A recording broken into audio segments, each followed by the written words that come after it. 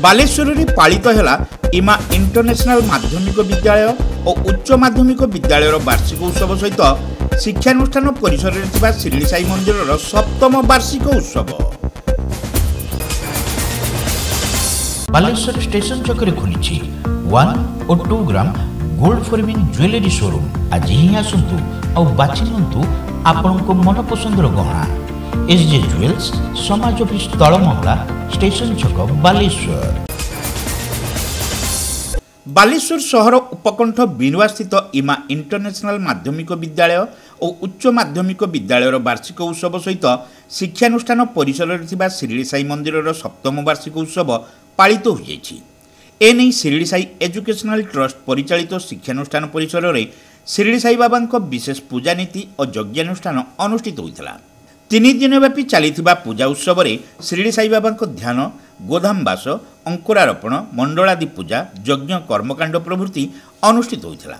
घट स्थापन और अधिवास पूजार्चना सह आरंभ होता यज्ञ कर्मकांड। शेष दिवस में यज्ञर पूर्णाहुति सह शिरडी साई बाबा निकट में विशेष आरती अनुष्ठित होता। शिक्षानुष्ठान समस्त छात्र छात्री यह आध्यात्मिक कार्यक्रम में अंशग्रहण पूर्वक बाबा आशीर्वाद कामना करते।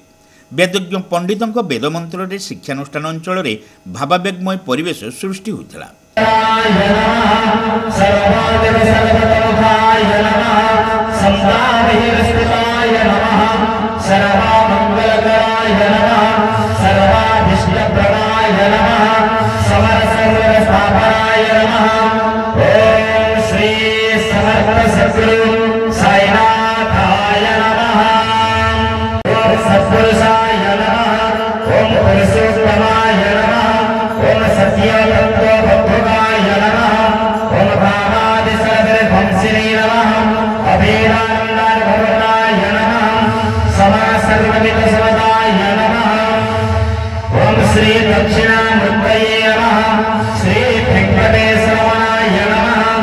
उद्यापन दिवस में शिक्षानुष्ठान छात्र छात्री अभिभावक माने जोग देते।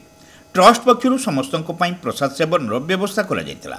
Shirdi Sai educational trust chairman Venudhar Sahu और भाइस चेयरमैन तपन कुमार विश्वाल प्रत्यक्ष तत्वावधान में वार्षिक उत्सव अनुष्ठित होता। इमा इंटरनेशनल माध्यमिक विद्यालय और उच्च माध्यमिक विद्यालय अध्यक्ष जशवंत मुदुली, उपाध्यक्ष देवाशीष पट्टनायक और एडमिनिस्ट्रेटिव ऑफिसर बालकृष्ण पाणी प्रमुख समस्त कार्य परिचालना करथिले। 2019 मसीह शिक्षानुष्ठान परिसर में शिरडी साई बाबा मंदिर प्रतिष्ठा पर वार्षिक उत्सव निरंतर पूजा और यज्ञानुष्ठान माध्यम पालित हो आसुछि बोली एडमिनिस्ट्रेटिव ऑफिसर श्री पाणी सूचना दैछन्ति। एटा आज्ञा हमर सप्तम वार्षिक उत्सव बाबांकर। तो कॉलेज हमर मैनेजमेंट जतबेले कॉलेज रे आमे पदार्पण कलु तो आर पूर्व जो मैनेजमेंट रे जे थिले सी ताकर गोटे थिला जे साई बाबा मंदिर गोटे स्थापना करिवे। जहा बाबांकर आशीर्वाद रो बाबांकर येरु इच्छारू आमे आम मैनेजमेंट मंदिर करिवार सामर्थ्य हैला।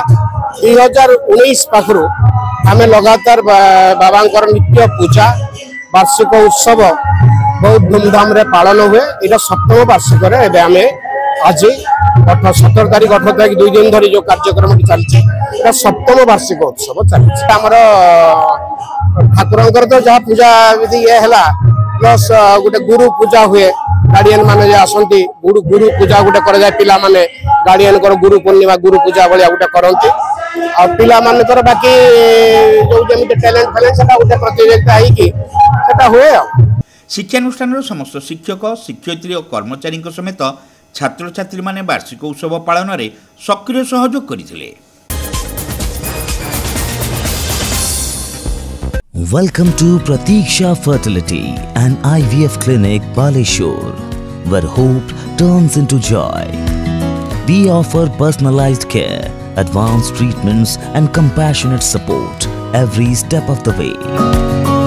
With state-of-the-art facilities and cutting-edge equipment, we provide the highest standard of fertility care. Pratiksha Fertility and IVF Clinic, Baleshwar. Pipe किनिबा पूर्वरु पाइप रो पारिबा पणिया उपरे प्रत्येक प्रश्नर उत्तर आमे दबु। पानी रो प्रखर जेते तीव्र हो अबा पानी रो शिखर जेते उच्च हो एमके प्लास्ट कंपनी रे निर्मित एमकेपी ब्रांड रो सुदृढ़ एवं दीर्घस्थायी पीवीसी एंड एचडीपीई पाइप्स सर्वदा नंबर 1। सर्वनिम्न मूल्य रे सर्वोत्तम पाइप किनिबा पई जोगाजोग करंतु। MK plast private limited, Ramdaspur industrial estate, Godisahi, Cuttack district. Pin 754006। Call करंतु 8637278439 किबा ईमेल करंतु admin@mkplast.in।